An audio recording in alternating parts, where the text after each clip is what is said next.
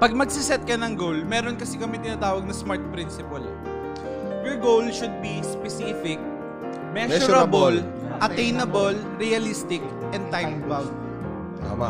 Tama yan. Ngayon, pag yung SMART principle, tinamaan mo yon, tapos nag-meet dun sa goal mo, then you will be considered successful or you will consider yourself successful. Pero dun na ba nagtatapos yung success mo? That's the eternal question. Kasi, it never ends. Yun.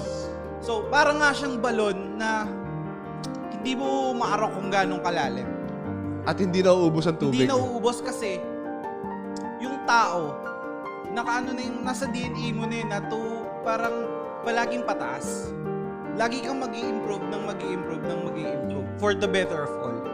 Ganun siya nag-work para sa akin, yung success.